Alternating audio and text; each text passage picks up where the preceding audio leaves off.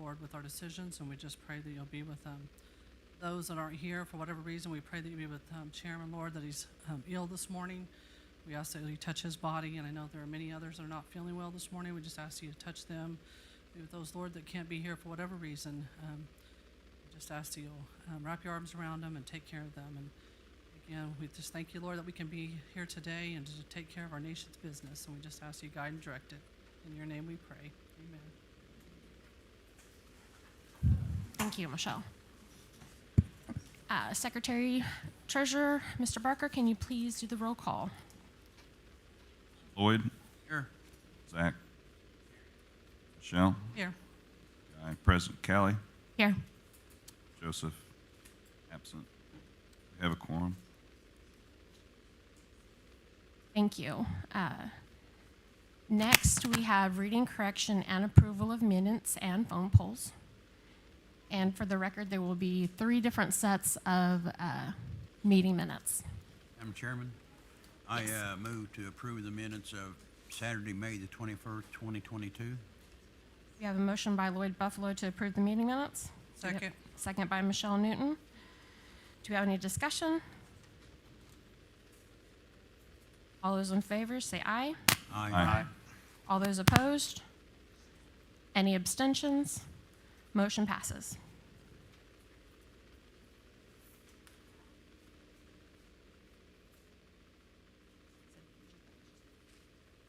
Okay.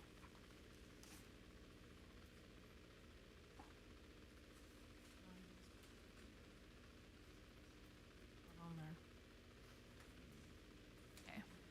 Next, we have a special meeting minutes for Wednesday, May 28th. Do we have a motion to approve those minutes? I'll make a motion. Motion made by Michelle.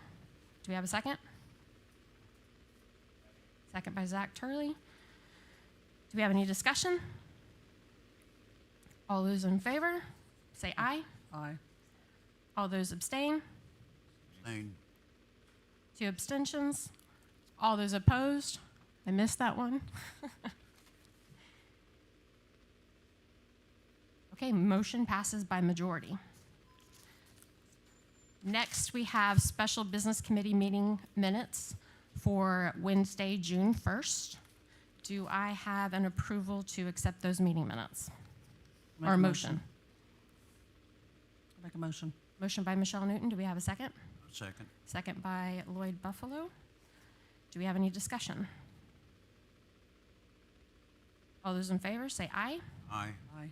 All those opposed? All those abstaining? Abstain. 1 abstention. Motion passes. The 2 special meeting minutes that were conducted were for challenges against candidacy, and therefore, that's what those 2 were approving. Next, we have the phone polls.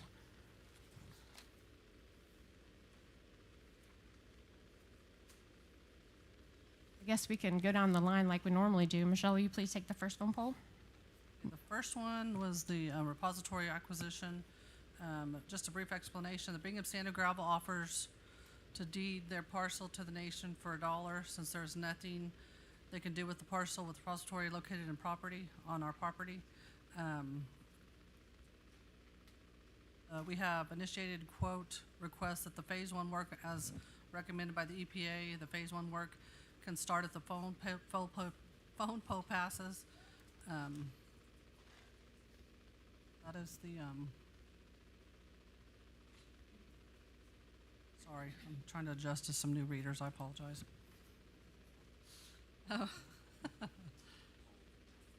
Poll 2123, thank you, Zachary. Maybe I shouldn't be reading. All right, poll 2125, a resolution to finance QSA equipment with John Fabic tractor. This is the purchase of a 2022 Caterpillar 33607 HT excavator. It has already been approved. This is just to approve the financing on that, and it passed unanimously 7.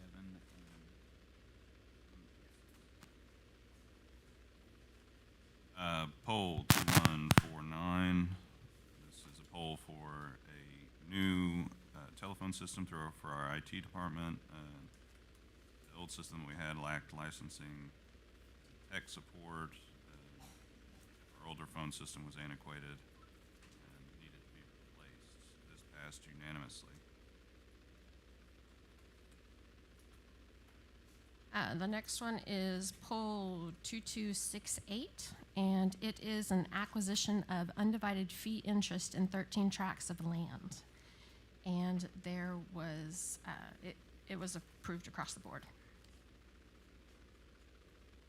Next one is poll number 2295. It's TIPO Director Salary Range Increase, and it passed 6 approved, 1 absent.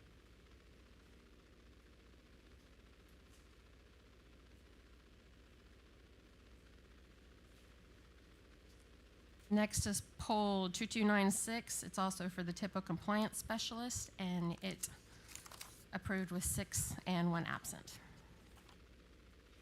The next one is the Deputy Director. It's a new job description for the Deputy Director, and it passed approval 6 and 1 absent. Next is poll 2300 for a TIPO GIS specialist. This was a new job description for that department, and it passed by majority with 5 and 2 absent. Poll 2303, the Quaponation Gaming Agency, pay range increase. This is a poll to set and modify, or sorry, update the salary and wage ranges for our Q and GA. It's also passed by majority.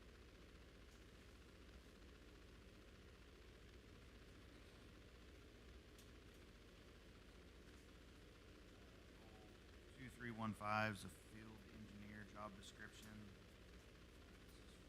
This is for USA. And it was just a new job description that was approved, and it also passed by. Poll number 2316, Safety and Health Assistant Manager job description. It was a development of a new position, and it passed 6 approval, 1 absent. Thank you, everybody, for that. Is there a motion to accept the phone polls? Move to approve. Second. Motion made by Mr. Barker and seconded by Lloyd Buffalo. Any discussion? Discussion. All those in favor say aye. Aye. All those opposed? Abstentions? Motion's passed. Next, we have the approval or disapproval of the treasurer's report. Make a motion to approve. Second. Motion made by Zach Turley, seconded by Michelle Newton. Any discussion? Without any discussion, all those in favor say aye. Aye. Aye. Those opposed? Any abstentions? Motion passes. Next, we have the approval and disapproval of the directors and subcommittee reports submitted. Second. Motion by Guy Barker and second by Lloyd Buffalo. Is there any discussion? Without discussion, I'm going to ask for the question. All those in favor say aye. Aye. Aye. All those opposed? Abstentions? Motion passes.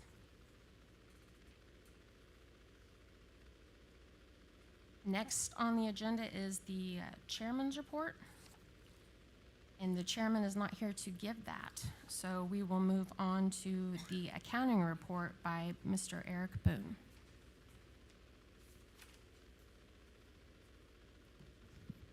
Good morning, everyone. Morning. Got a full house this morning.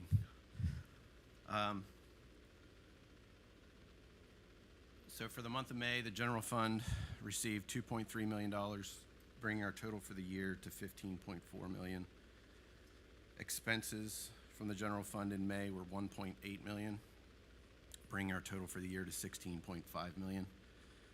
Our tribal member health benefits for May were $352,000, bringing our total for the year to 2.8 million.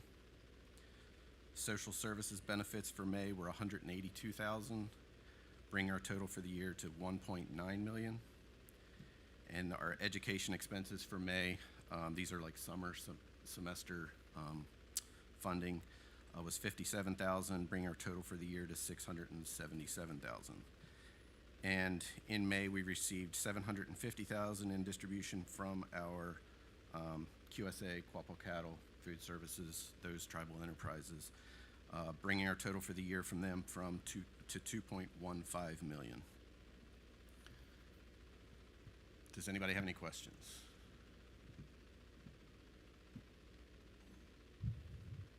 All right, well, thank you very much. Thank you. Next are the subcommittee reports, and we have the Constitution Committee. Do we have Roman on the line?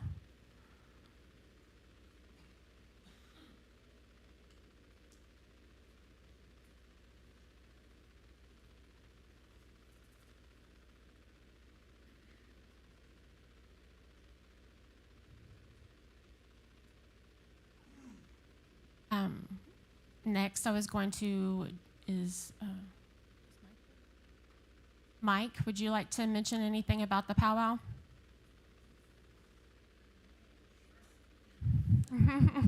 I'm picking out committee heads here.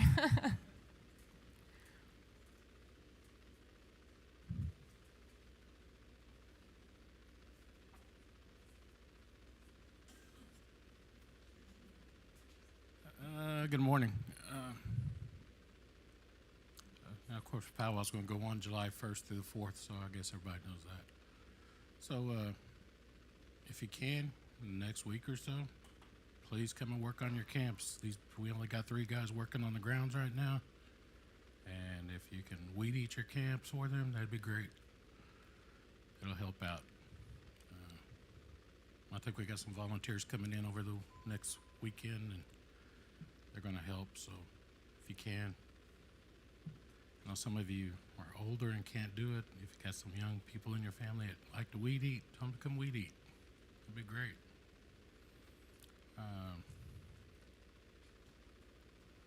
Some other important points on this, rations will be given out on Saturday morning. We have some horseshoe tournament, cornhole tournament. Supernovas are having foot races on Saturday morning as well. We have a golf tournament on Sunday. There's a dice tournament up here in the community building on Sunday at noon. Of course, you know, Monday's general council, so we didn't schedule anything for that day. Other than that, we're looking forward to it. We're working long hours. I work a regular job, so I'm working long hours at home at night, and so's my wife and other members of the committee. So, yeah, we're about ready to roll it on out. So, anything else? Anybody got any questions? Mike, would you like to mention that something I'm really excited about, July 2nd, Oh, okay. 5 o'clock? Yeah. Michelle brought this to my attention yesterday. I had totally forgot about it. We had mentioned it in like the very first powwow meeting. We want to do a group picture of all the Quapaws in attendance. About 5 o'clock. We said the 2nd, right? On the 2nd down at the arena. Just another group photo like we did a few years ago. So if you can, please show up for it. It's going to be warm, so I think everybody knows that. It's already warm. But, yeah. So, yeah, just a general schedule, though, is gourd dancing nightly from 6 to 8. Then grand entry at 8 on the 2nd through the 4th. Of course, the first night's always Quapaw night. We will have the adults and teens Quapaw dress and straight dance contest. So that's about all I got. Excuse me? I have something to say. Did you ever get a head gourd dancer? No. Why? We only got- And is that your decision, or is that yes, the that's my committee's decision? that's my decision. Why? For 2 hours a night, I didn't think it's necessary. has been for the last 20 years. This is to honor veterans. I don't want to be your head gore dancer, but guys like No. Bill Griffin, people that hadn't had that honor, that's an honor. Represents your daddy and everybody else that's passed on that are veterans. Well, you're I think dancing. it's wrong. You're dancing.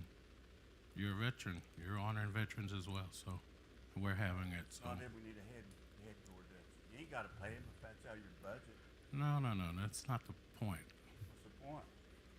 I've explained this to you before, Henry. You didn't. Yes, I did. It's Okay, $50 point of order. We've got so- arguing going on. We're going to stop it at this point. It has been brought up in the past as far as why Mike has said he did not want to do it, and you would like to do it, and that's where it lies with who you pick for the Powwow Chairman Committee person. And it might be a good conversation to have at General Council. But at this point, from what I've noticed in the last 2 meetings, I think it's going to be agree to disagree at this point. Okay. Any more questions? All right, that's it. All right, thank you, Mike. Thank you. Election Committee, would you like me to speak on your behalf, or would you like to just say anything? Do you want me just to make that one statement for you? There's just, recently there is a vacancy on the Business Committee, and the Election Committee has been notified of that vacancy. They have 30 days to call the election and 30 days to have, or no, 60 days, sorry, 60 days to call the date, 60 days to actually have the election. So they are working on that timeline, and they will have a notification sent out to everyone as soon as they have it done. So just wanted to give an update on that, but everything else is going good with the election. It will be completely new colors with the special election, so there will be no confusion. There will be different dates, but everything will start over again, and they've already submitted their budget for the special election, and we are moving forward. So thank you guys for your work. It's not been posted yet. It's coming. It is a timeline. It's a formula. There's so many dates and calendars, and the way it's written, it can get very tricky, and you have to back up dates and go forward. And so they're working on it, and next week is what they're aiming for. We actually have a meeting this Tuesday and pretty much dedicating it solely to the special election and working out some of the final details to get that rolling. So is it safe to say maybe by Friday the post should be out? We hope. Okay, that's That's the goal. That's the goal, but there's no promises, so. Okay, thank you very much. Are there any other subcommittees who would like to speak?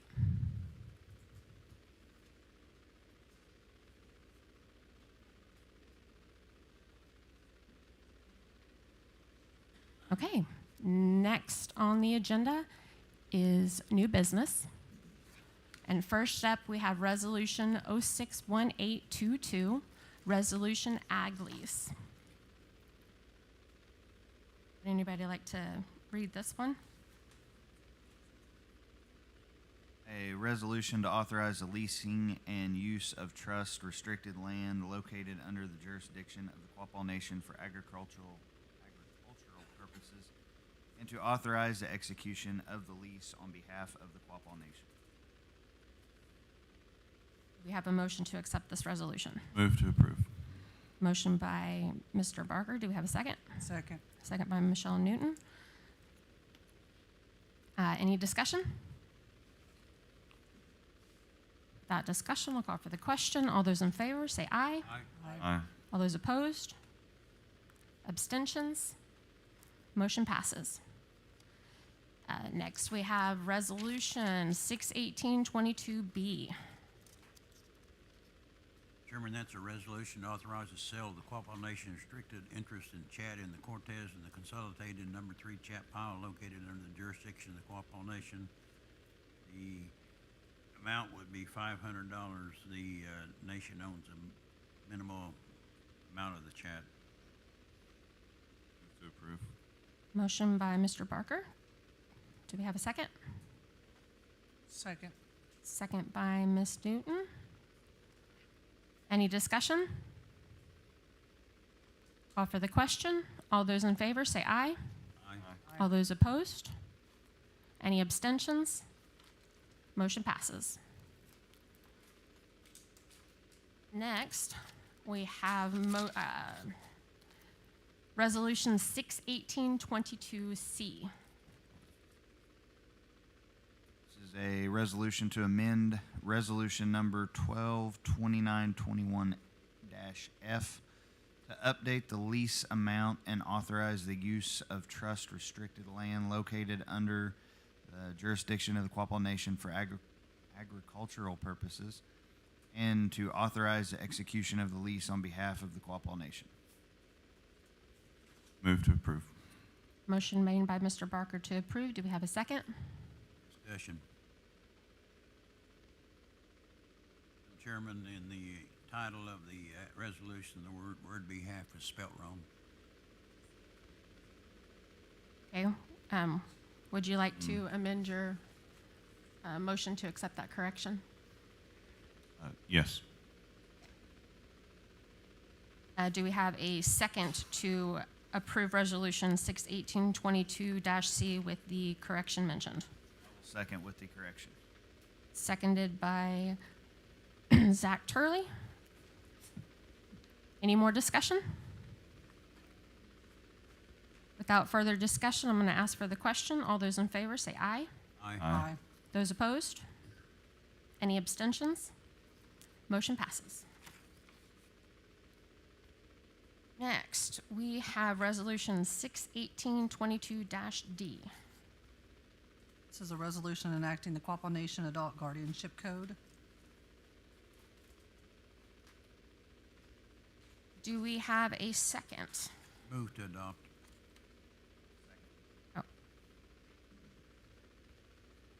Lloyd made the motion to adopt, and it is seconded by Zach Turley. Do we have any discussion? Without any discussion, I'm going to call for the question. Those in favor say aye. Aye. Those opposed? Any abstentions? Motion passes.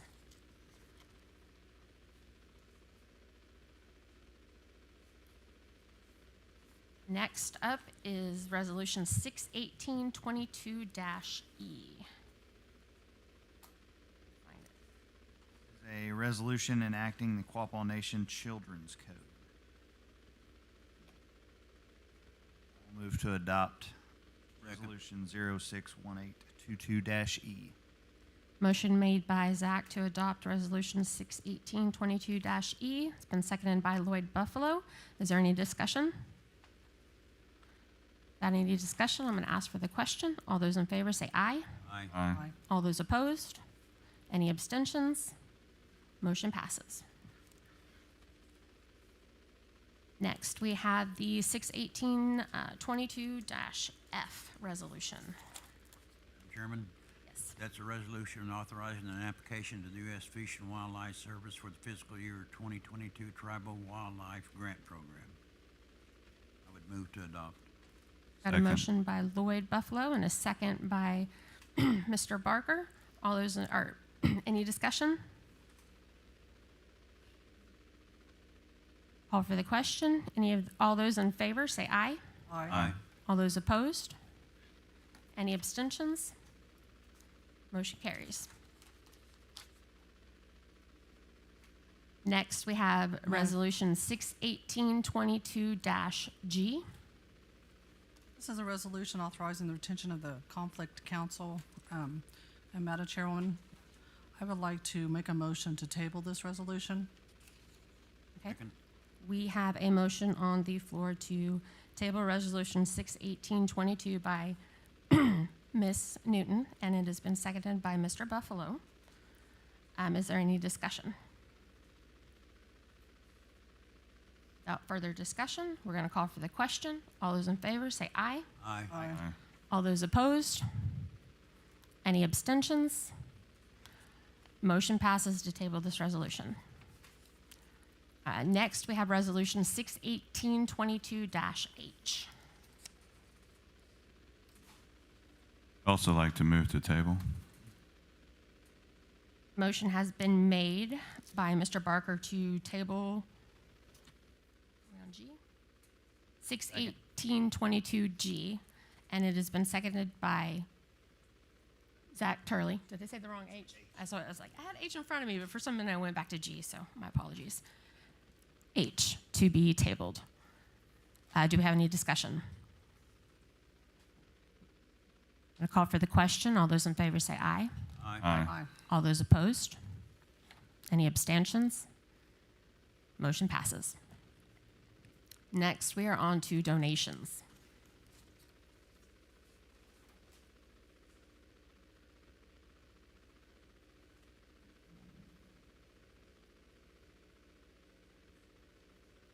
The first one is a donation request for the American Indian Center of Springfield.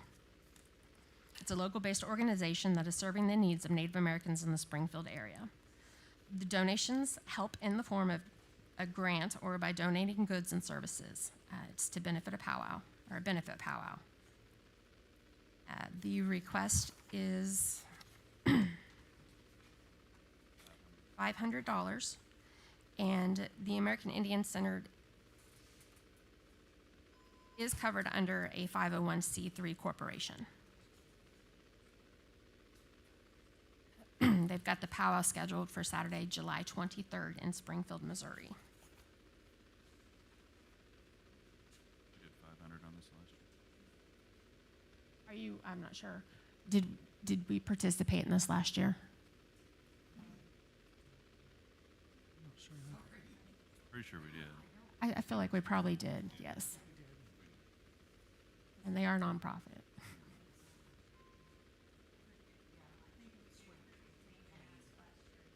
Oh, so is he the one? Did they end up getting a 5013C?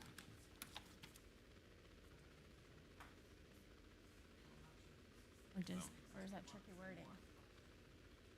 Okay.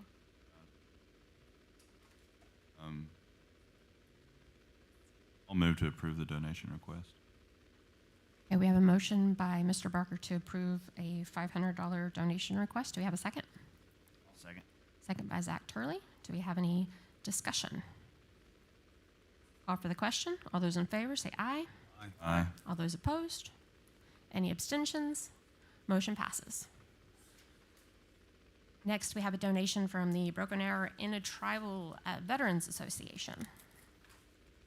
Again, this is a powwow that will be held on August 5th through 7th, 2022 at the Broken Arrow Events Park. It's a 3-day powwow. The donation will help with powwow expenses.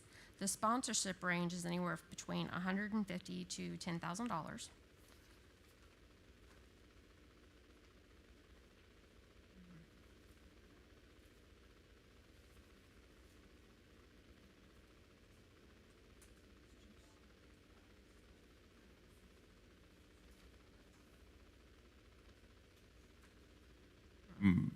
I'll move to approve a bronze sponsorship at $500. Motion by Mr. Second. Barker to make a $500 donation and seconded by Ms. Newton. All those, any discussion? I'm going to call for the question. All those in favor say aye. Aye. All those opposed? Any abstentions? Motion passes.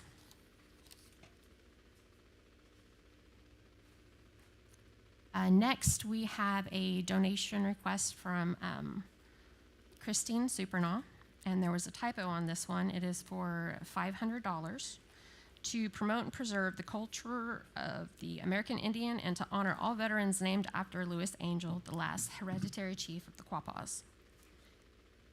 Donate Oh. $500. Oh, she's up at the podium. Would you like to speak? I'm sorry. I was told you weren't going to be here this morning at the last minute, so I'm just head down. Fine, thank Go you. ahead, Oh, please. sure. My name is Christine Supernaw, and I appreciate being allowed to speak on behalf of the Kahika State Powwow Club in Skytube. Oh, thank you. Okay. Thank you. Okay. Okay. Let's see.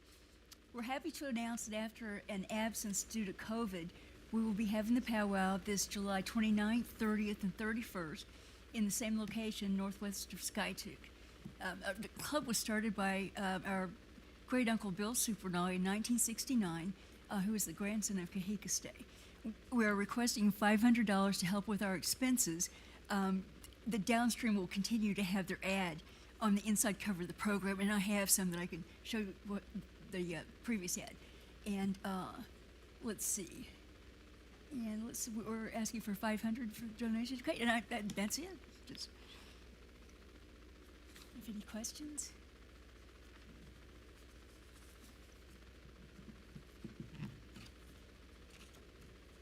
Move to approve the $500 donation request.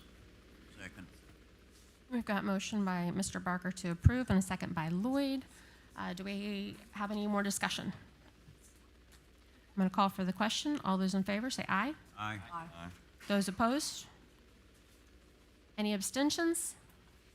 Motion passes. Thank you. And I believe somebody is here from the Columbus Saddle Club. Hello. Hi.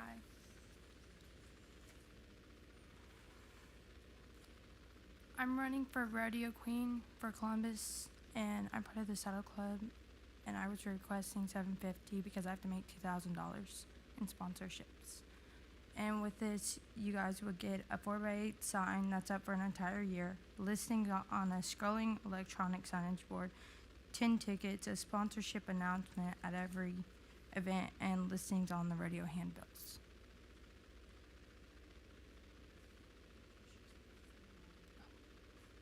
Is this your first time running for it? Yes, Are you excited? yes. Are you getting pretty close?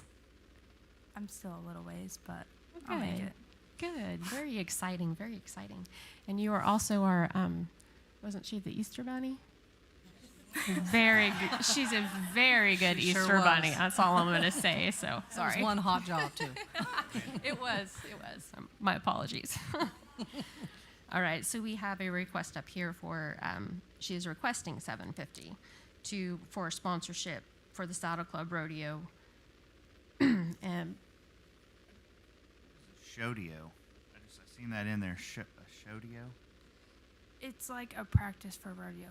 Okay. Yeah.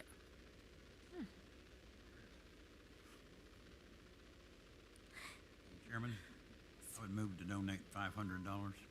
okay, we have a motion by Lloyd to donate $500. Do we have a second? Second. Seconded by Michelle Newton. Any discussion? I'm going to call for the question. All those in favor, say aye. Aye. Aye. All those opposed?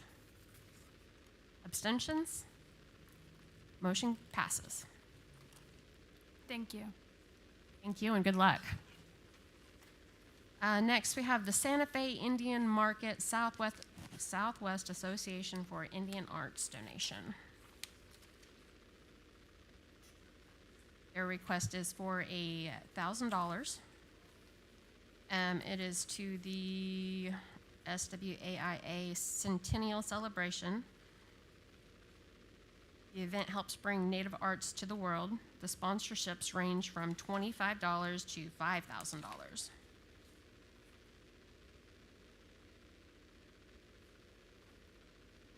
Is this individual Quapaw? Do we know? This is Indian Market in Santa Fe. It's a Random. very donations. large art and fashion market showcase that takes place in August every single year in Santa Fe, New Mexico. I mean, at one time, it was the single largest gathering of native artisans in the United States. Now, She's gonna see it. Christine, where she it's used to go. political turmoil over the last decade or so on real estate for vendors within the square and whether or not they should or shouldn't be Navajo. But I will reserve my comments on that.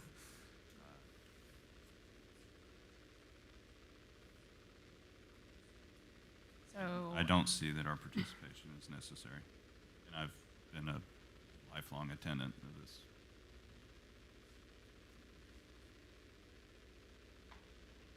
I'd move to deny. I would second. okay, we've got a motion by Mr. Barker to deny the request. We've got a second by Lloyd Buffalo. Do we have any other discussion? No discussion. I'm going to call for the question. All those in favor to deny, say aye.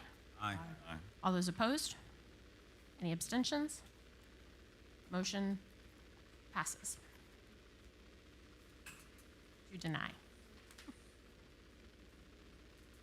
Next, we have, the very last donation we have on here is Smokin' on the Route.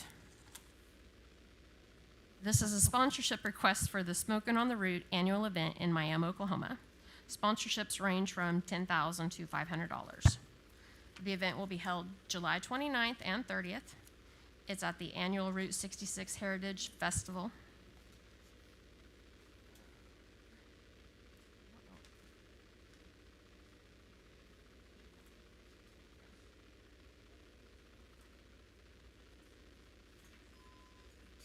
And the bottom sponsorship is called Friend of the Festival, and it includes 2 VIP passes, a vendor booth spot, and listing on the event website. This is through the city of Miami.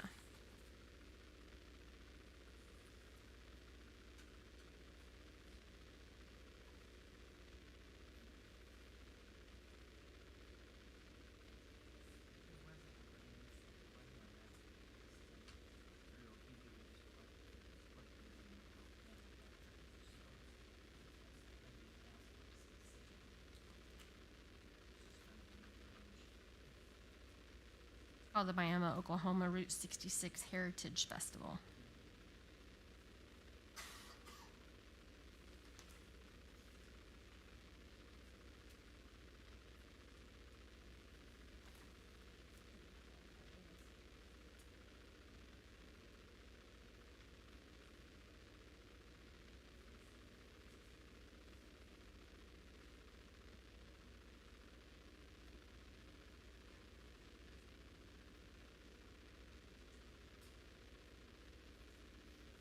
Okay, what we are going to do with this one is we are going to send it over to our casinos and have them take a look and see if they would like to be a sponsorship for it, because it is more pertaining to businesses and not so much governmental entity, more of a marketing effort. So we're going to let that one die.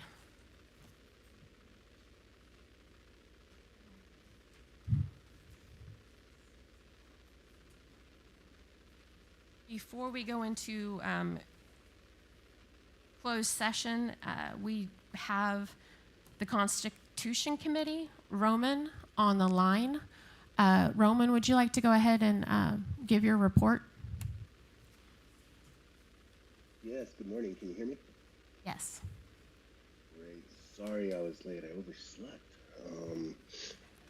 So yeah, the Constitution Committee has been working really hard at getting a booklet together for voter to have some informed voter packet together for everybody by General Counsel. We have just received approval to begin working with legal counsel, so we're going to have our legal counsel take a look at it this week. He's going to be attending our meeting on Monday, and that's where we're at right now. So the goal is to have a packet at least in draft form available for everybody to look at, which is going to be 90%. 90% done, minus the I's dotted and the T's crossed legally. And then at General Counsel, we would like some time to be able to share and have a forum for discussion and presentation. And then once we have this looked at by legal, what we're going to ask is for the business committee to call a special General Counsel for the specific purpose of making the changes or voting on the items presented in the booklet.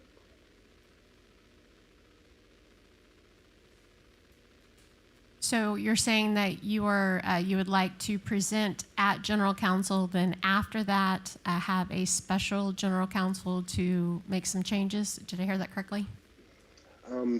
Sort of. The after part is probably going to be a month or two down, because we're going to need time to notify everybody of the exact purpose of calling a General Counsel.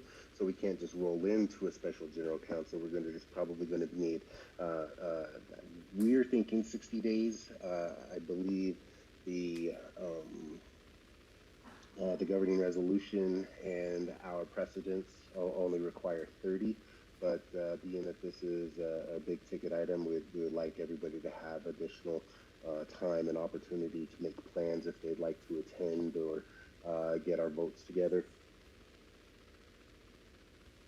I don't see that being a problem, and I think the 4th of July General Council would be the perfect time to be able to announce that date. We can make that happen. Excellent.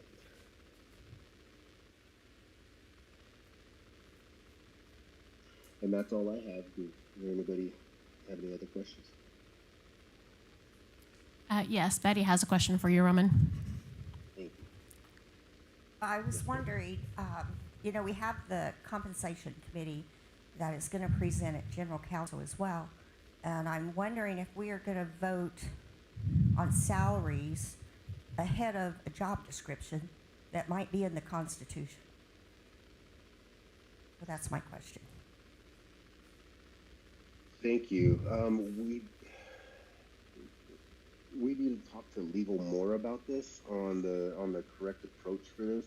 We are presenting some items as far as compensation goes, as far as default compensation and how that's going to work. But we don't have anything hardline yet. What I have been looking at is, since this is the first general council since the previous general council has been called, I believe that the body who made the motion does have an opportunity to amend their motion as it was passed. I think that is our leading option right now to make any amendment, but we do need legal counsel to review the Roberts Rules of Order, because we haven't had an opportunity to amend or object to anything that was created at special general or at general council by general council.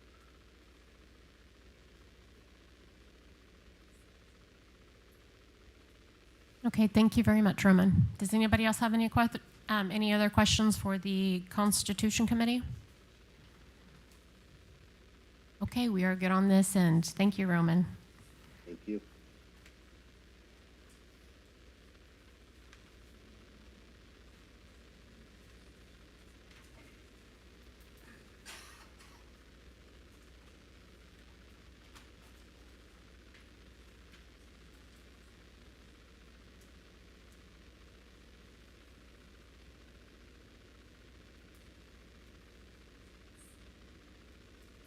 Chairman, Yes. I would move to amend the agenda to place open forum before closed session. We have a motion by Lloyd to move, to change the agenda to move open forum before closed session. Do we have a second? Second. You guys are going to fight over it. Seconded by Mr. Barker. Any discussion?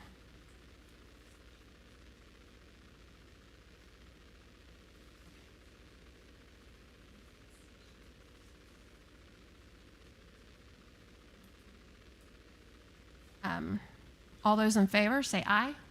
Aye. All those opposed? Any abstentions? Motion passes. Before we open it up, at this time, we would like to take a moment of silence to recognize those tribal members that we have lost earlier on in this year. And those names are Kathy King, Barbara Lynn, and Ronald James. So if you can, please take a moment and bow your head with me in a moment of silence.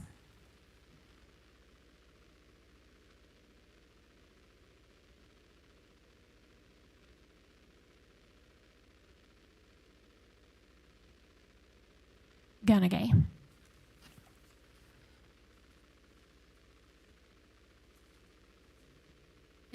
Okay, the floor is open to open forum. Is there anybody who would like to speak.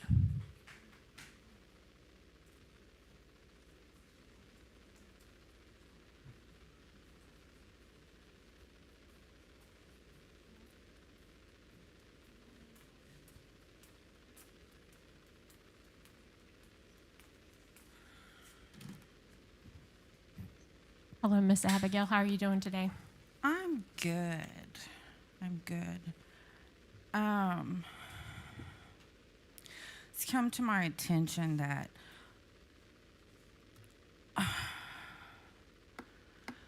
tribal members do not realize that this is a real nation. We're not a Mickey Mouse organization.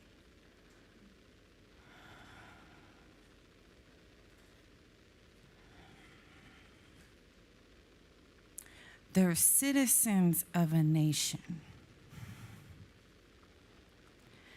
And our business committee has been acting as a government body.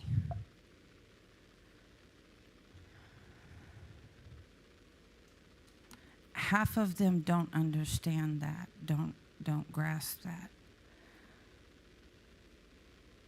All of these resolutions are laws that are being passed because we have a tribal court system.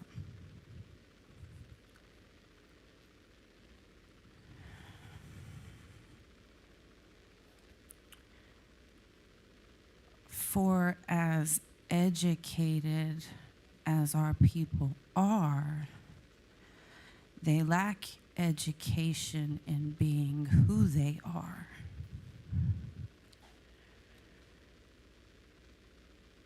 We are not a club, we are a nation within a nation. And as citizens of this nation, you take pride in citizenship for one nation, but not the one that made you who you are.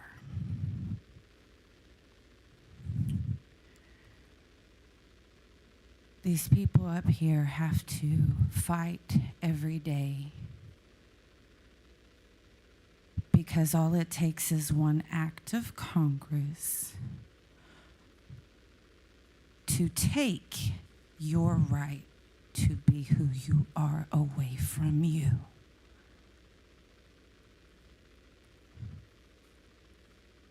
I don't think any of you realize that because you've been playing the part-time Indian role.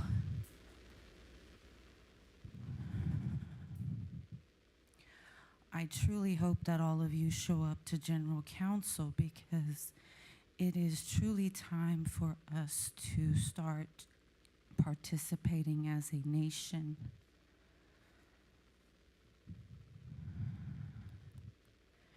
And it's time that all of you are educated on your role that you play in this nation.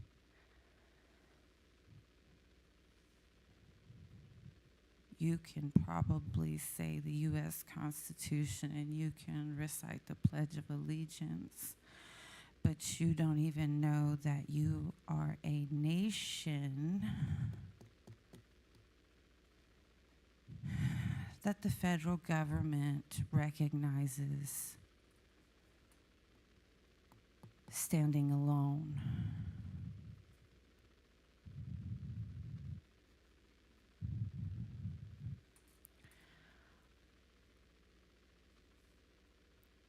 I guess I was raised different to know that we were born with that kind of power. And I only see very few that actually know how to act with that power.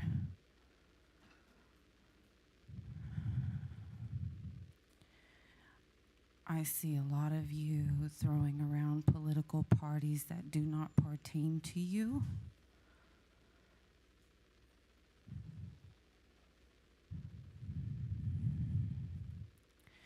Your focus should be on your people. And our business committee should be taking care of their people by uniting their people.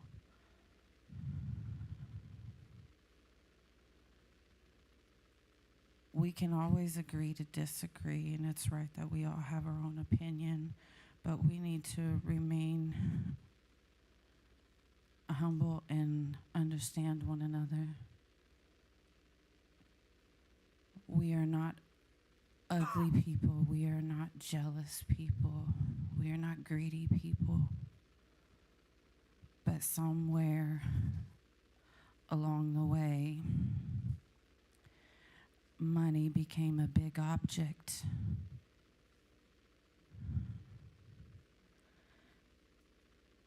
And it took away from people's God-given abilities to take care of one another as a nation.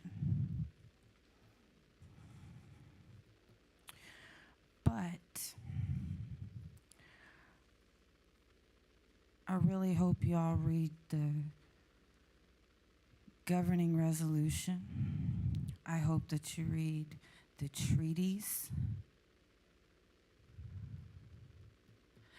because it's time for you to start being full-time Indians instead of part-time Indians.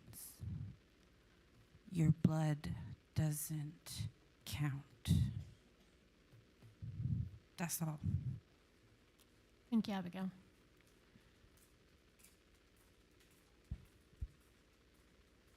I have a question. Yes. Is it working? Yes, I was wondering why the downstream employees can't have the things that we discard, we throw away into the dumpsters. A lot of us could use it, and what happened to the new carpet that was out there in the parking lots, and some of it was still wrapped up in foil and plastic, and the padding? You know, they just got rid of a podium not too long ago when somebody was needing that, and they wouldn't let us have it. Let them have it, so. You want to speak on that? I know that's not supposed to be happening because we've discussed this a while back, that before anything goes in the trash, they need to be I mean, there's a system in place and it's not supposed to be just disregarded, but I will definitely follow up on that because I'm a recycler of all things. And so if I can find it a home, I will find it a home before it goes in the trash. So I will definitely follow up on that. Okay, because like I said, they had them white concert chairs. They just threw all in the dumpsters. They were all still brand new. There better be a real good reason for that. Yeah. I will say that my department has been told to not touch anything. You have to have permission to throw it away, and no employees from any department are allowed to take it. Right, exactly. It's not supposed to just be freely given away either. So, because I mean, they bring it to us to throw away, and then we also have to verify with their director, and then you just come to me. We'll check that out. Thank you. Anybody else like to speak in open forum? Ms. Weena? Away. Good morning. A couple questions about General Counsel. The first of which really has to do with, let me start here.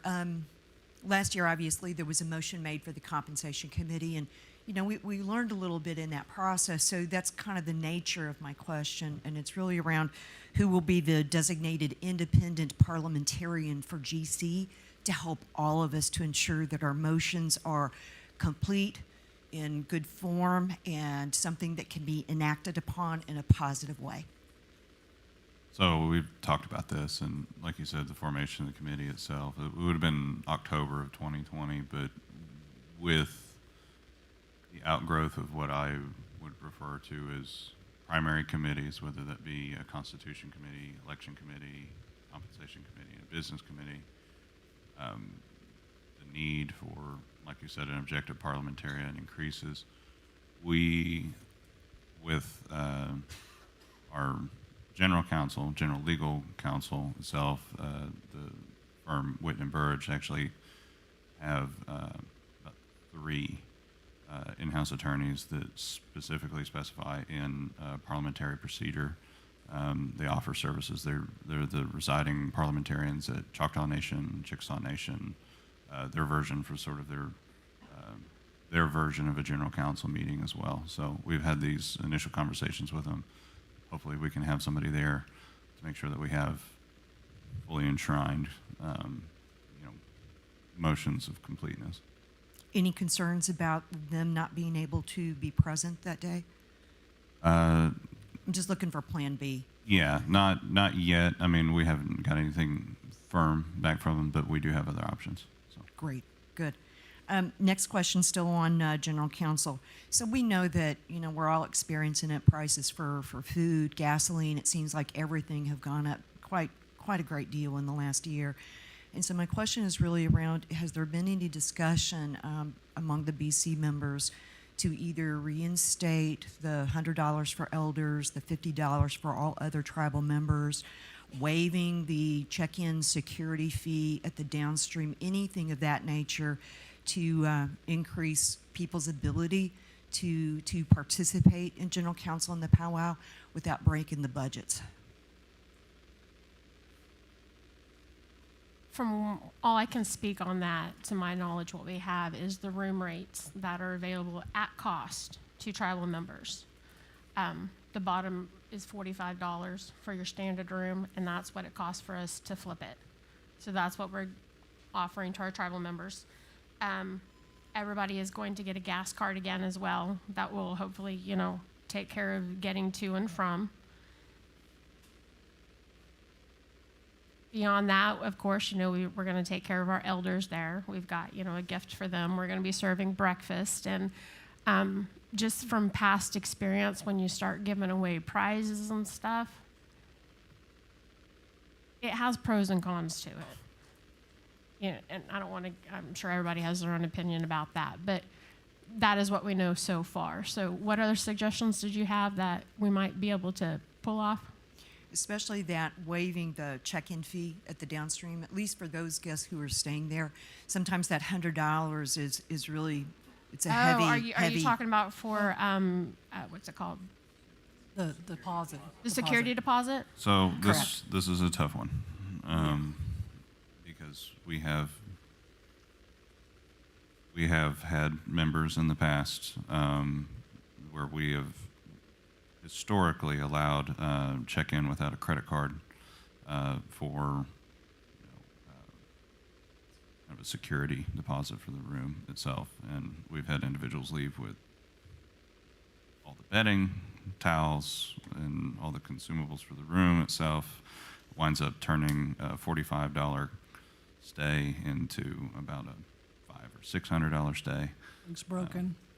Yes. So Room's tore up. this is a tough one.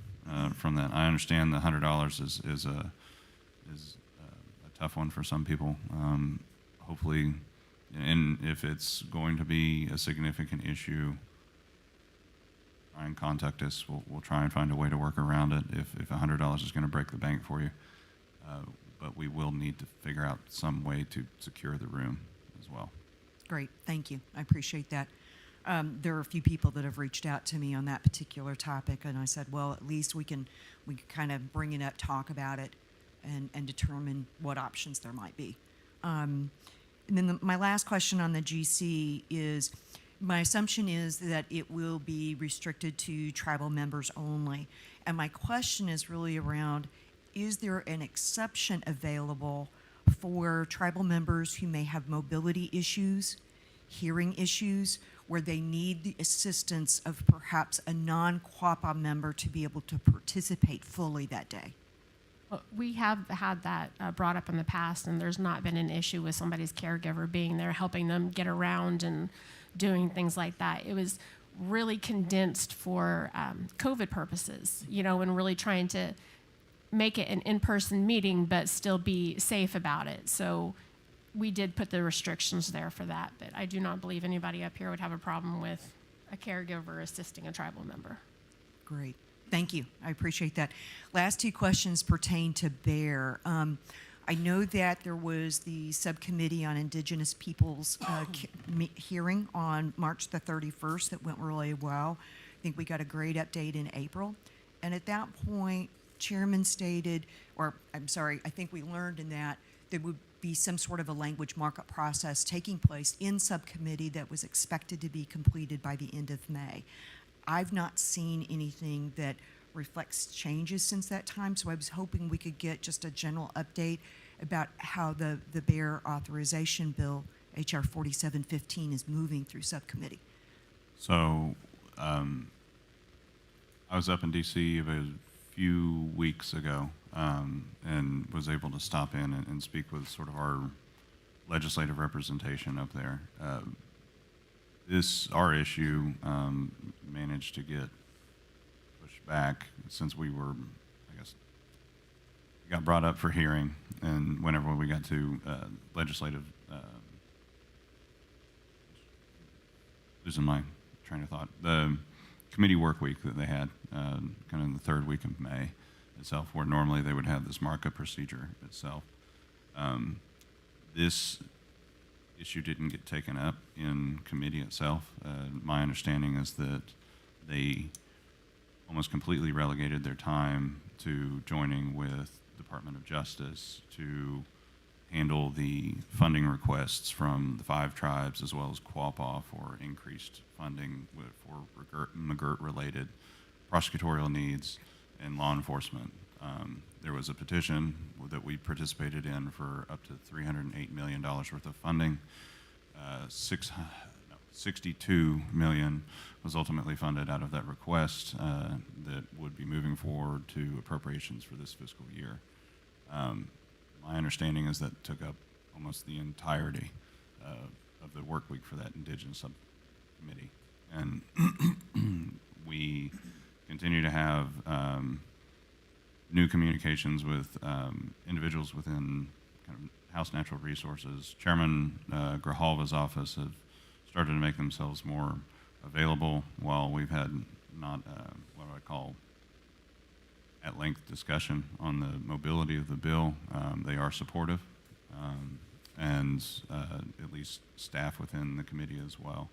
At least former Chief of Staff, or Congressman Bruce Westerman, is taking a personal interest in this so that we can kind of keep this as expeditious as possible.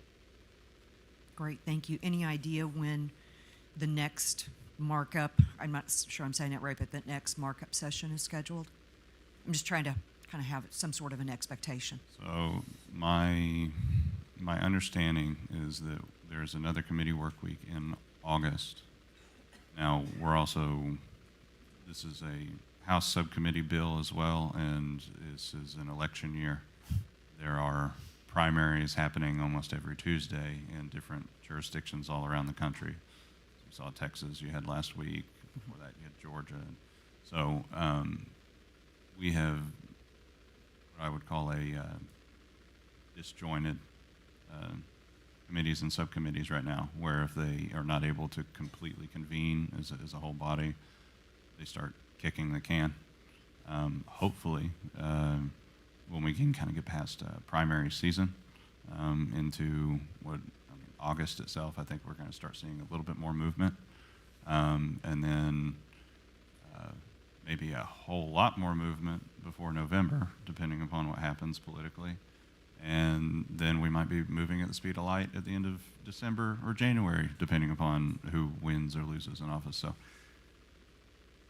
unfortunately, House members are on a 2-year term, and we're somewhat subject to their electoral motivations as well. Is there anything that we can do as Quapaw people to help things move along? I understood what you just said. It's awfully hard when people are focused on home and their elections, newly elected people or re-elections. Is there anything that we can do at this juncture to help move things along, or do we really just need to be mindful of the national political process and move when it really is time? Well, I like to use the phrase, they don't call it an act of Congress for nothing, but we do need to remain mindful of the fact that generally, these members are focused on re-election. much of their staff is voluntold to use their time for, election-related activity, but I think as individual members, we have the ability to always remain as positive advocates for particularly kind of the general committee itself. So if we look at ranking members, Bruce Westerman would be ranking minority member in House Natural Resources, and then as well as Chairman Grijalva. I think as we can kind of continue to voice or write letters of support for the passage of the bill, this will continue to either motivate them, either by annoyance or by genuine compassion, in order to help kind of make this a priority for them. Great, thank you.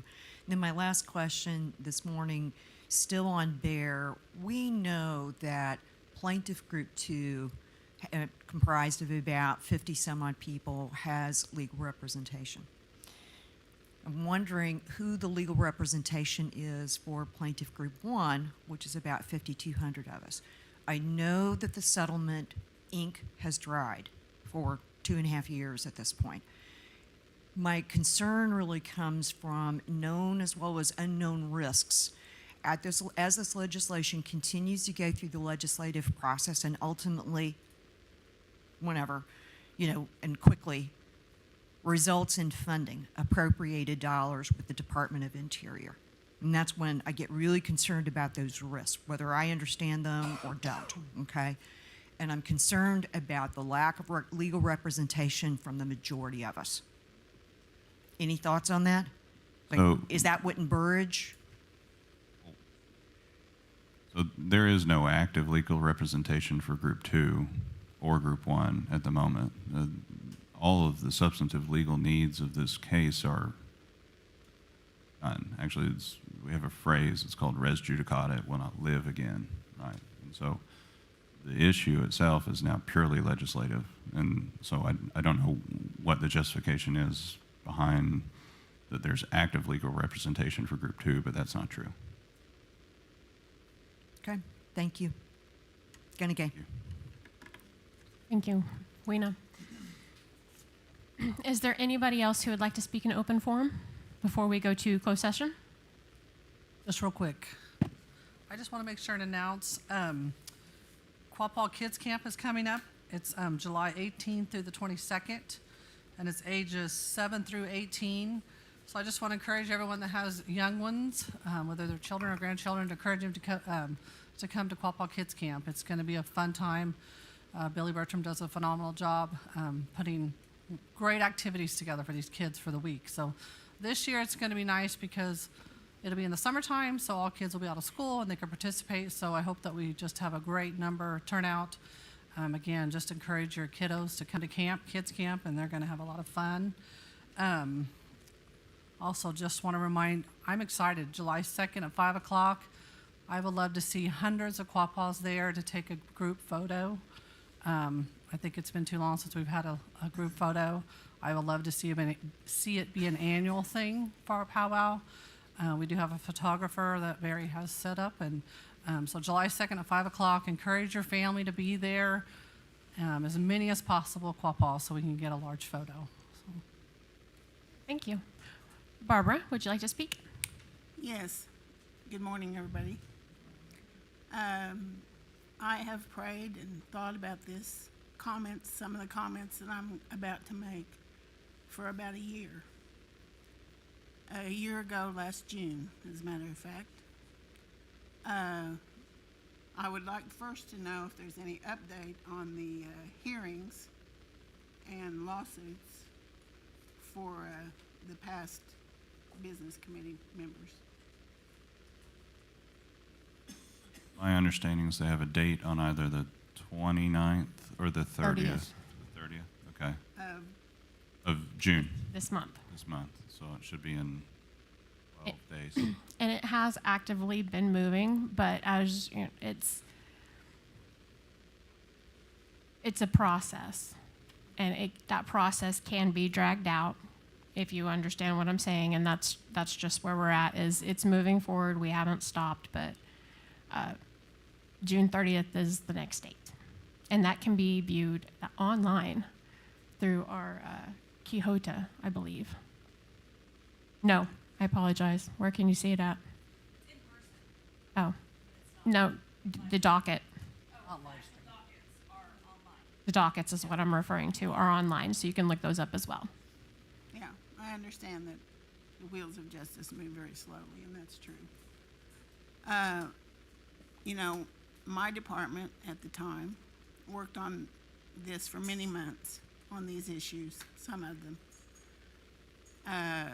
Your hands are tied by rules and regulations. And you all know that I'm a very rule-oriented person, have been my whole career. If there's rules there, they need to be followed. You need to be honest. You need to be forthright. You need to be truthful, which we always continue to try to do. There were rules that were set up by the former business committee and the DDA and QCA that they had to follow, as well as the rules that were set up by the National Indian Gaming Commission. That would be my next question. Has this committee ever contacted the National Indian Gaming Commission about their investigation? We've been in constant communication with NIGC for the last 9-10 months. We have frequent meetings with them. The nature of the discussion I cannot divulge because it's inherently discreet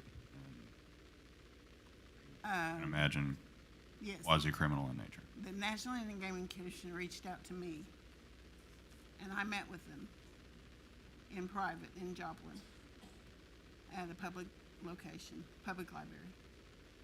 At that time, I asked them if anyone from the business committee had reached out to them to ask questions about the investigative questions that they asked, and they told me no.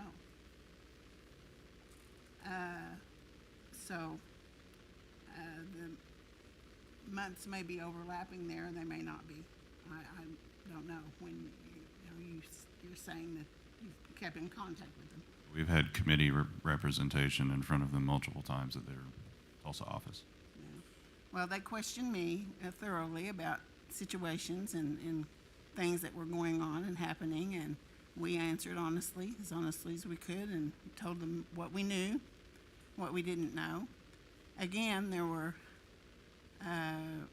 things that, rules and regulations that they passed, that they had for themselves and their organizations and their groups, that were above and beyond the rules and regulations that my department regulated.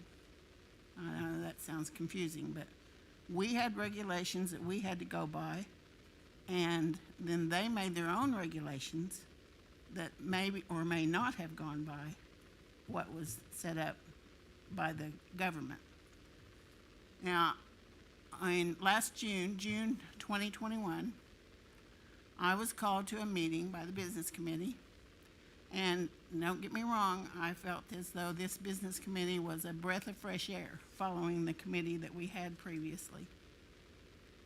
And it started out that way. But I was called to a meeting, and there I was engaged and accused of many things that didn't happen according to their opinions. There were reasons, but I wasn't given an opportunity to give the reasons. I was accused of not doing things and taking care of comps and things like that. When the DDA had their own comp session set up, that wasn't the rules that I had to abide by. That was their rules, and their rules they got to complete. There were people on that accusatory committee that could have done something about it because they were business committee members, or they were DDA members or past DDA members, and they didn't do anything about it. It wasn't my department's job to do something about it. It was their department's job to do something about it, and they didn't. They chose not to. But I was accused of not doing it. I did know it was happening. not at first, but I did know what was happening. But it was the DDA rules, and they were following them. So there wasn't anything that I could do legally about it. I was also told that the meeting wasn't set up to chastise me, but it was very apparent that it was, with some of the members sitting there with their heads down at the floor, not looking ashamed, and they should have been. Then I was put on administrative leave with pay. And then by the end of September, I was told that I either had to resign or I would be terminated. I was given no reasons. They did tell me that I was on the list of investigation, that they wanted all the documentation from between me, my department, me, and John Barry. And I was gladly to submit that because I have nothing to hide, still don't. But no opinion of mine, no chance or opportunity to defend myself, because it was very, very much like a court, like a question and answer with me not getting to answer. And I just think that it's time that the truth comes out. I'm a very truthful person. I don't feel like that this was fair. Then they wanted to throw me a party for retirement. They wanted everybody to think I retired, which I did not. But actually, I'm glad. I've enjoyed my time off, not having to get up every day and go to work and worry about something that was going on that was wrong. However, there are people there are other people from the tribal members, that have lost their positions, lost their jobs. They, one of the reasons I feel, my opinion is, they hired a lot of ex-Cherokee employees, and you all know that, you're aware of it. And I'm not saying they are or aren't doing a good job, but they hired those people. They didn't want to follow the rules that we had in place, some of them. They wanted to change them all immediately. Well, I'm all for change and upgrading things, and was in my career, but it takes time. You can't just come in there and change it overnight. You need to think about it first, and think about the things that are going to happen, the snowball effect. So I just want everyone to know that I've been Quapaw my whole life.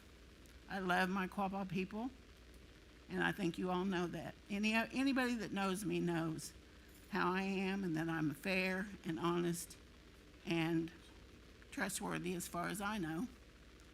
My parents were. They taught me that. They taught me good ways to live. And I just felt like it was time that it came out. Like I say, I've prayed about this for almost a year now, and people have been telling me that it's time to tell the truth. And so that's why I'm here today. Thank you, Barbara. If you don't mind, I'd like to just give a little response myself. If everybody was listening, you heard some of the things that were discussed in our meeting with her. There are two sides of the story. This is a personnel issue. I feel like it's been kind of opened up, but I'm not going to do that. A decision was made. Our regulator did not regulate to where we needed to be regulated at. And I'm going to just leave it at that and not elaborate anymore. I'm glad that you had a chance to get that off of your chest, and I'm sorry that you feel this way and it is still bothering you. I really am.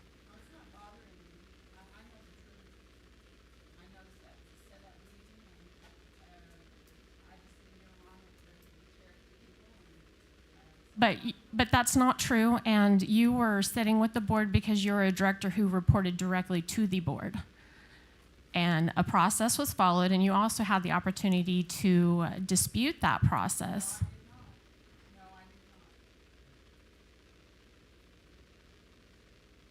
Does anybody else have anything they would like to say?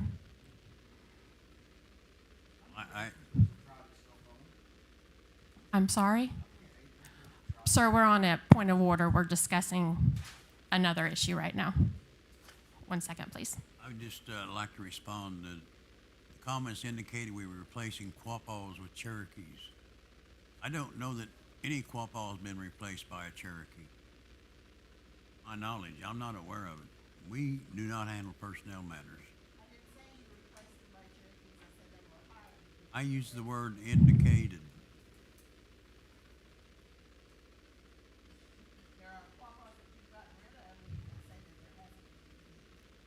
But personnel issues are personnel issues, and it's unfortunate.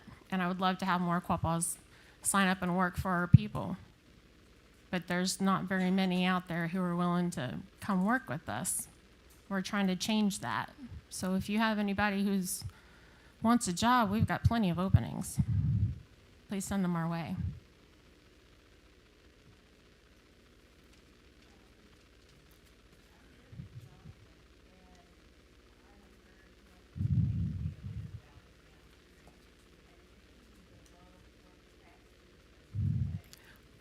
And, you know, we have all discussed that as well.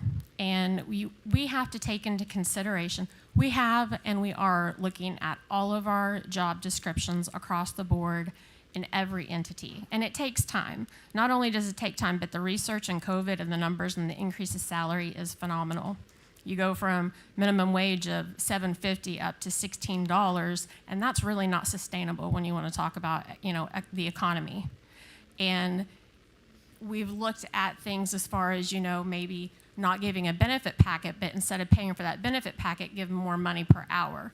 And then, you know, because a lot of people around here are Native and they can go to IHS, so they don't need insurance, and that's what they want. So we're looking at different ways to make it happen, but it has to be sustainable. It can't be something you go in there and you pay $20 an hour for a minimum wage job that you can't take back later. Once you put it there, it's there. So, you know, we're aware of it. We're doing other incentive programs to try to entice people to come work for us. You know, Downstream's got a lot of benefits people don't even know about. You know, even like a free clinic, or, you know, their cheap meals, or, you know, they do all kinds of stuff for their employees. They've got daycare, et cetera. And it's a work in progress, but we do know that is a problem. It's a problem getting workforce in here. It's getting better, but not only us, but everybody is struggling with the same problem. And we all have to simmer down. Yes, we would love to give everybody, you know, a whole bunch of money. We really would, but we can't afford that, not yet. We also are blessed to give them, every employee benefits from a quarterly bonus as well, which is based on our EBITDA and how well, if the business succeeds, everyone succeeds. And that's been a really great asset as well to every employee. And they're working on that as well. They're working on getting stuff put together to do that. So it's all in the works. But that's great ideas. It is. It's made abundantly clear to applicants, actually. I mean, if we pay very competitive rates, we are not wildly shorthanded. Actually, we're very good on workforce. And our employee retention compared to localized markets has been far above average. I yield a lot of that to, one, our benefit suite, which we understood for a while. Actually, the offering of benefits was sort of our biggest handicap, because individuals were not willing to take lower pay instead. So it took a lot, and surprisingly a lot, of work in order to amend our cafeteria plan and have the option so that we can have cash in lieu of benefits. Individuals working at fast food restaurants do not have comprehensive benefits, 401k, access to free medical care, as well as, a profit-based, quarterly bonus. And nobody flipping burgers at Carl's Jr. is getting a piece of the pie at the end of every fiscal quarter. That doesn't happen. So if we weren't competitive, that place, Downstream would be completely empty. It would be manned by cobwebs, but it's not. We're doing very well. We're flourishing, and actually do very, very good in terms of labor retention. We're competitive in that space. We continue to be so. We will be in the future.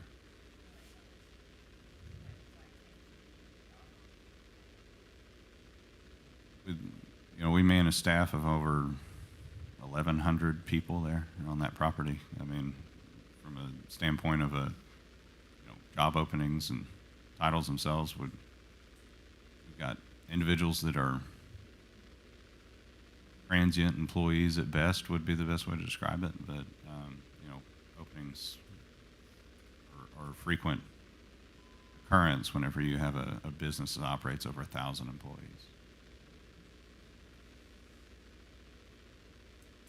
Okay. Your question, sir? Well, I can tell you right now that is a very fluid number. I just got done signing papers on one piece of property, and we've got 3 more properties that are coming up within the next week or 2. We are doing our best at buying up as much land as we can. Even the land that we do have, some of it is divided interest, some of it is whole, and it is scattered all through our jurisdiction.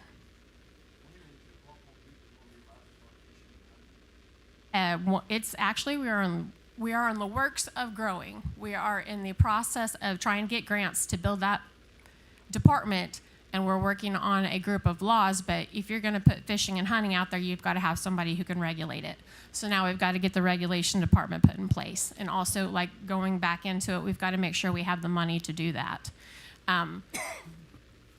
So we're actively working on it. We're also working on, you know, looking at possibly our lands over in Pitcher and how we could maybe try to fix the pollution over there and bring back the wildlife. You know, it's just, we have a lot going on in our area. Yes, it absolutely is.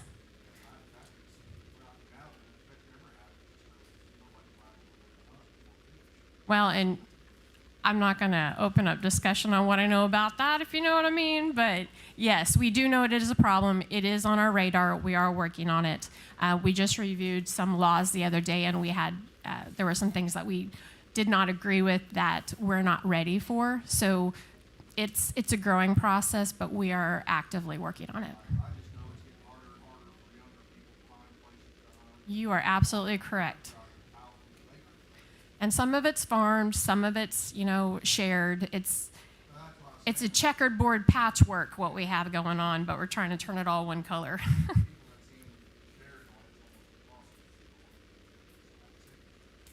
Yes. And we need somebody to say, you know, yes, you can fish, you can hunt, you can gather, you can, you know, and no. Because, you know, some people's property around here, it doesn't belong to the tribe. So yes. Yes. From there and backwards towards the processing plant, yes. And then there's some across the road, and it's everywhere. And we have no regulator and no laws, I know. But we're working on it. It's been To my typed knowledge, up. the people that were hunting that behind that are not working there anymore. So I don't think there's anybody. There better not be anybody Right. going back there hunting at this point in time. You let us know.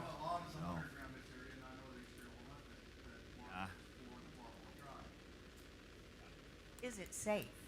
I mean, the land's contaminated, so is it safe to hunt and then eat I mean, they eat off that land, you know. I'm just curious.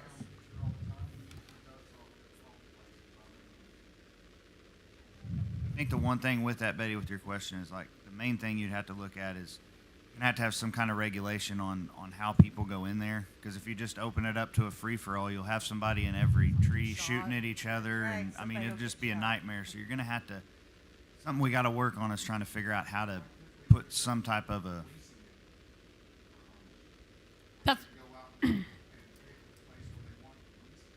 That's what all of it's in the works. That's kind of at the bottom of the to-do. First, we've got to get the regulator, then we got to get the laws, or get the laws and the regulator at the same time, and then just, you know, go from there. So we'll have to follow back up with our legal to see where we're at on that.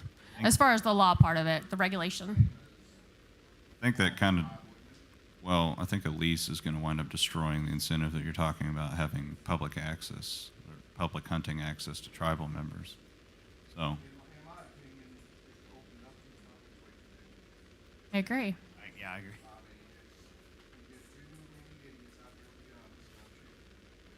And that's why we're not pulling the trigger on this really quick. We want to make sure it's done correctly.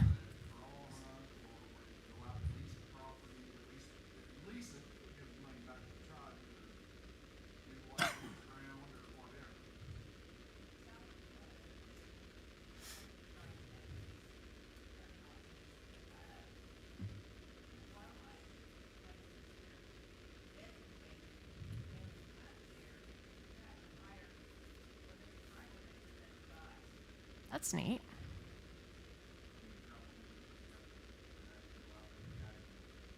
We got a handful. We'll stick Zach on it. He's an avid hunter. You?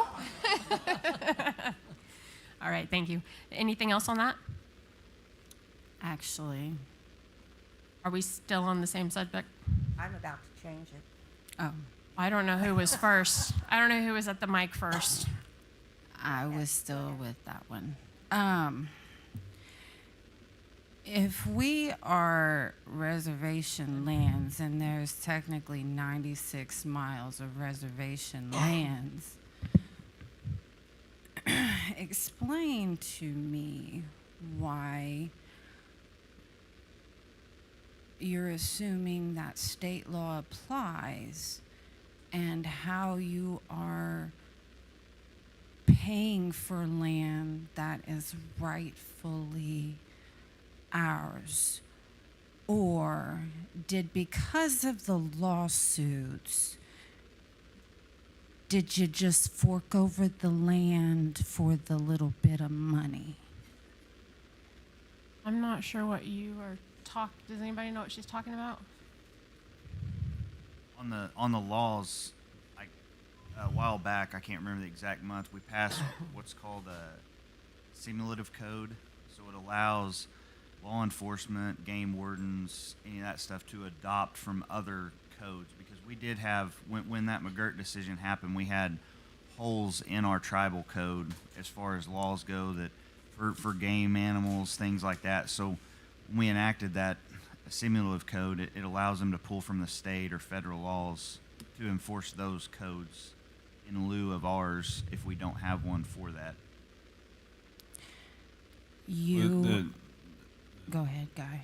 The criminal fish and wildlife codes of Oklahoma itself would not apply to Native members within Quapaw Reservation, period. Now, of course, we had to spring into action and do something, like we said, in a Simulative Code, because people out poaching deer, poaching cows, doing all kinds of things within reservation lands itself, and they're technically not breaking the law.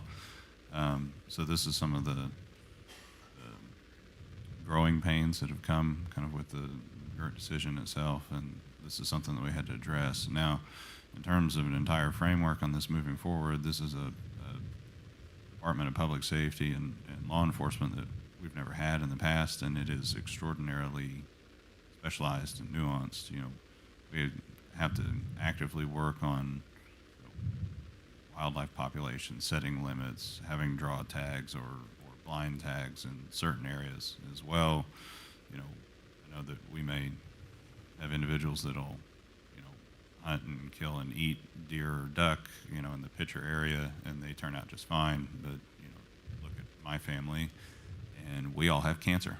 So not everybody's made equally. We also don't understand the full environmental impact of it without studying it. And unfortunately, all of these things require funding, which is exactly why midway through this agenda today, we're continuing to apply for grants so that we can get resource studies to make sure that we have at least, you know, subsistence wildlife out here that is clean and safe to eat, as well as you know, a land position and a framework set up so that we don't have hunters, you know, shooting across the field at one another. You can see what it looks like whenever you have unregulated hunting activity. We had an incident down in Fairland just a couple of months ago. You know, young boy was kind of shooting at a coyote across the field, but he shot back towards Fairland itself, and bullet went into the home, struck a child. Actually, our fire and EMS guys actually got over there in time to save the kid and did an excellent job of it. But this is exactly the kind of stuff that we need to try and prevent, but it's going to require time, effort, resources, money. This is all things that we're actively working on, but we can't snap our fingers and make it happen tomorrow. Another point of you are a government body and not just a business committee of a club. Agreed. And on that note, just a quick question. I'm sure will probably be answered at General Council, but if we don't owe anything on Quapaw Casino and we only get a certain amount, what are they bringing in each year that could actually be coming into programs for tribal members? Just throwing that out there. Okay. Currently, they do give us that amount to us, but their extra money that they do not give to us is going into their piggy bank. And we just got done doing a feasibility study on Quapaw Casino to get them a new facility closer to the road. So that money right there is going to get us out of that hazardous building, which I'm not going to elaborate any more on that. And it is debt-free right now, so we do have that money there, but that money... But not all tribal members can work in the casinos, and there should be more jobs available to them. They're looking at expanding it more to being, it's not really going to be a casino. They're looking at it being more along the lines of maybe a gas station. There has been other ideas that I don't want to put out there just yet to add into it, to make it more of a casino with other side stuff. Maybe put our coffee in there, maybe even put our beer in there. I'm not sure. But we're looking at it, and the money that they have would go towards building that. Okay. Betty? Okay. I just want to back up for a minute and go back to what we are charged, the $45 a night at the Downstream Casino. First of all, I really want to thank all of you for that, because for me, I travel here all the time, and that was such a blessing for me. And I take the extra steps. I think I leave my room cleaner than I found it, to be honest. I mean, I wash down everything because I'm that appreciative of getting that rate. But my question is, did the rules change with the deposit? Because every time I make a reservation and they try to charge me $100, we have that little conversation, and it's not that I can't pay it, but I just don't want to. I don't want my money tied up for that amount of time. And so is that a rule now? Have the rules changed and we do have to leave a deposit? Because it ties it up for 10 days. And again, it's just kind of an irritant for me, basically. But just few ruined it for many. And it is a rule now that we do have to leave the deposit. I am strongly for that for several reasons, because I think for far too long we've let, unfortunately, those that have ruined it for all, because that is such a gift to get at the cost, and that cost is to flip the room. We've lost a lot of money because of tribal members tearing it up or stealing things. And I personally, I don't know if it's actually been written in stone, but I personally am going to bat to say absolutely we're doing that. Because I feel like if you go anywhere in the world and get a hotel, you're going to have to pay something. You're going to have a deposit, Well, I basically argue with all of them. I know. I don't like it either, but, Do you ever win? Always. You do? I do. Oh, no. But I'll stop arguing, because I do Now, if there's understand. ever a time you don't get your $100 back, you let us know. Right? Okay? Let Michelle know. Okay. You let me know. And again, But, thank you you know. for the $45 a night rate. I appreciate it so much. And on that note, if I may add, I visited with the directors and assistant director of the hotels recently, and I was kind of discouraged after I visited with them, because I don't know who they are, but I know that we have a lot of local tribal members that have, when it was put out that the hotel is specifically reserved for our tribal members for powwow during General Council Week and powwow, we had several really local tribal members that just grabbed lots of rooms, anywhere between 5 and 10. And I'm okay with that if you have family coming in, and you can put a name on that room. And I believe that name needs to be a tribal member name, because that's the reason why you're getting the $45 rate. So, if you have 10 rooms and you live down the street from Downstream or right down the street from the powwow, please think about it, because it instantly filled up, and we still have a lot of tribal members calling, and we have no rooms. So if you just get it because it's, I don't know, I just find it interesting that you want it for 5 nights when you live just down the street. And that's okay. But please, if you think you need 5, 10 rooms, please be willing to give a name of who's going to be in those rooms, because we know you can't stay in all 5 of those rooms. So that's been a problem.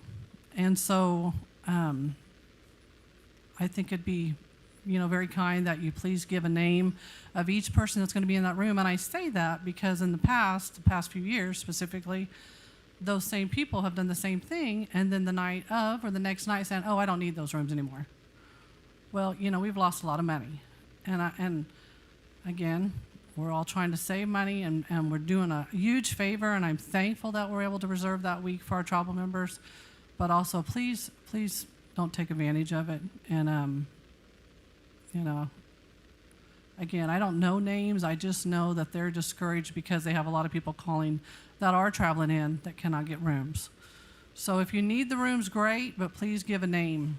And also, it was brought to my attention that some of the rooms of some of these individuals, there's going to be a tribal child, and they don't want to give that tribal child's name. Well, I know they're minor, but it's not like those names are going to be given out. Just want to be able to show proof that when whoever's bringing them, they have their card to show that it is a tribal member.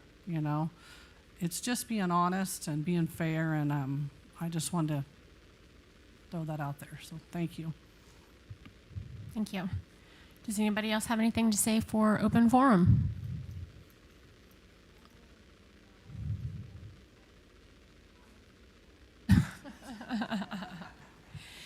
There is some exciting news I want to share really quick. Barry, very creative man, has helped us in creating some new Quapaw apparel. So we're going to have some new types of t-shirts and hats and other types of things in our gift shop. Right now it is in Downstream's gift shop. And next Wednesday we are expanding our stuff over here at the museum. So we'll have 2 locations where you can get, the new style Quapaw shirts. We've got polos coming in, just all kinds of really neat stuff. So look forward to that. I'm excited. He did very well, so thank you. Okay, so if we don't have anything else for open forum, we're going to go ahead and move into closed session at 10:51.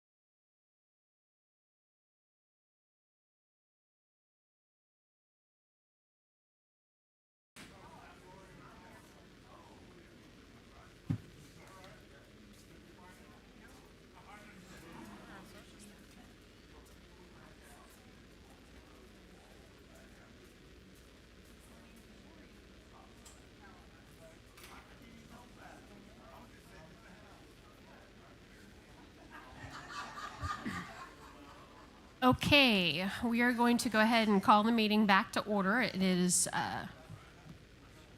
12:01. And Secretary Treasurer, Mr. Barker, will you please give a synopsis of what was discussed in closed session? The Business Committee met in closed session to discuss a number of enrollment issues. Some were individual tribal enrollment issues related to bureaucratic error, and then others were issues related to family CDIB issues. Thank you. And next, we are going to go to benediction. And Mr. Turley, will you please say that for us? Heavenly Father, thank you for allowing us to be here today. Tribe and nation. Be with everybody as they travel home. Be with those who aren't feeling well. All these things, pray. Amen. Madam Chairman, I move to adjourn.